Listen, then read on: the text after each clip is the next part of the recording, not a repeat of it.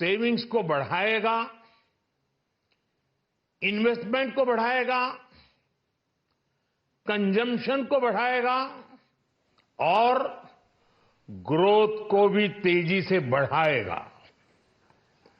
मैं वित्त मंत्री निर्मला सीतारमण जी और उनकी पूरी टीम को इस जनता जनार्दन का बजट, पीपल्स का बजट, इसके लिए बहुत बहुत बधाई देता हूं।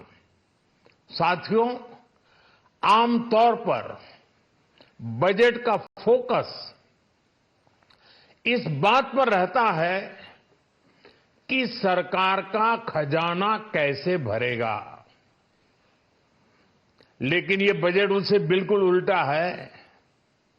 लेकिन ये बजट देश के नागरिकों की जेब कैसे भरेगी, देश के नागरिकों की बचत कैसे बढ़ेगी और देश के नागरिक विकास के भागीदार कैसे बनेंगे, ये बजट इसकी एक बहुत मजबूत नींव रखता है। साथियों, इस बजट में रिफॉर्म की दिशा में महत्वपूर्ण कदम उठाए गए हैं।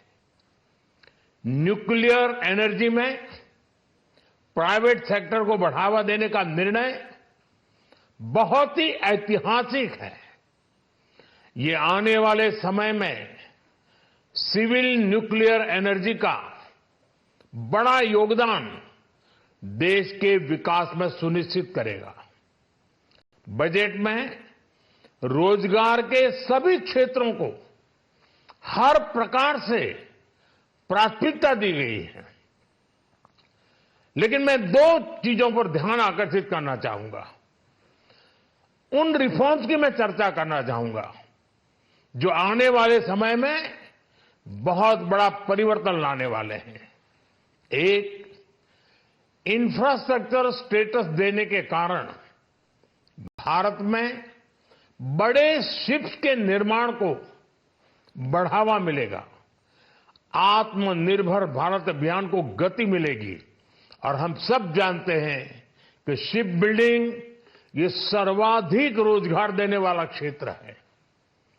उसी प्रकार से देश में टूरिज्म के लिए बहुत संभावना है।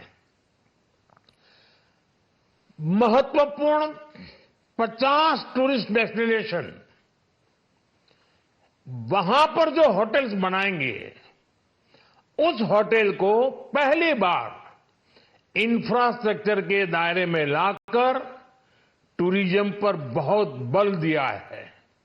इससे हॉस्पिटैलिटी सेक्टर को, जो रोजगार का बहुत बड़ा क्षेत्र है, और टूरिज्म जो रोजगार का सबसे बड़ा क्षेत्र है, एक प्रकार से चारों तरफ रोजगार के अवसर पैदा करने वाला एक क्षेत्र को ऊर्जा देने वाला काम करेगा। आज देश विकास भी, विरासत भी इस मंत्र को लेकर चल रहा है। इस बजट में भी इसके लिए भी बहुत महत्वपूर्ण और ठोस कदम उठाए गए हैं। 1 करोड़ पांडुलिपियों के लिए संरक्षण के लिए, मैन्युस्क्रिप्ट के लिए ज्ञान भारतम मिशन लॉन्च किया गया है।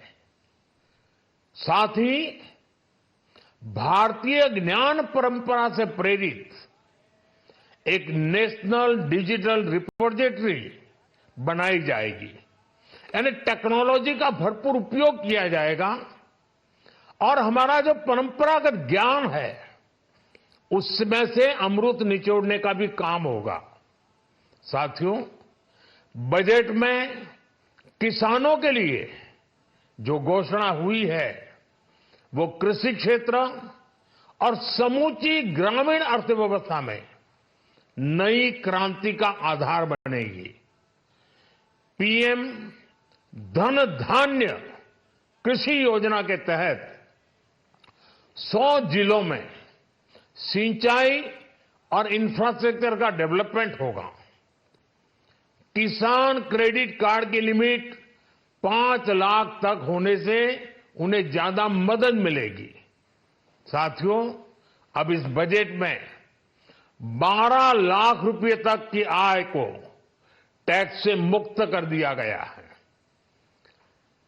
सभी आय वर्ग के लोगों के लिए टैक्स में भी कमी की गई है। इसका बहुत बड़ा फायदा हमारे मिडिल क्लास को, नौकरी पेशे करने वाले जिनकी आय बंधी हुई है, ऐसे लोगों को, मिडिल क्लास को इससे बहुत बड़ा लाभ होने वाला है। उसी प्रकार से जो नए नए प्रोफेशन में आए हैं, जिनको नए नए जॉब मिले हैं, इनकम टैक्स की ये मुक्ति उनके लिए एक बहुत बड़ा अवसर बन जाएगी। साथियों, इस बजट में मैन्युफैक्चरिंग पर 360 डिग्री फोकस है, ताकि एंटरप्रेन्योर्स को, एमएसएमईज को, छोटे उद्यमियों को मजबूती मिले और नई जॉब पैदा हो। नेशनल मैन्युफैक्चरिंग मिशन से लेकर clean tech, leather, footwear, toy industry जैसे अनेक सेक्टर्स को विशेष समर्थन दिया गया है। लक्ष्य साफ है कि भारतीय प्रोडक्ट्स ग्लोबल मार्केट में अपनी चमक बिखेर सके। साथियों, राज्यों में इन्वेस्टमेंट का एक वाइब्रेंट कॉम्पिटिटिव माहौल बने, इस पर बजट में विशेष जोर दिया गया है। एमएसएमईज और स्टार्टअप के लिए क्रेडिट गारंटी को दोगुना करने की घोषणा भी हुई है। देश के एससी, एसटी और महिला जो नए उद्यमी बनना चाहते हैं, उनको 2 करोड़ रुपए तक के लोन की योजना भी लाई गई है, और वो भी बिना गारंटी। इस बजट में न्यू एज इकोनॉमी को ध्यान में रखते हुए गीग वर्कर्स के लिए बहुत बड़ी घोषणा की गई है। पहली बार गीग वर्कर्स का ई श्रम पोर्टल पर रजिस्ट्रेशन किया जाएगा। इसके बाद इन साथियों को स्वास्थ्य सेवा और दूसरी सोशल सिक्योरिटी स्कीम्स का लाभ मिलेगा।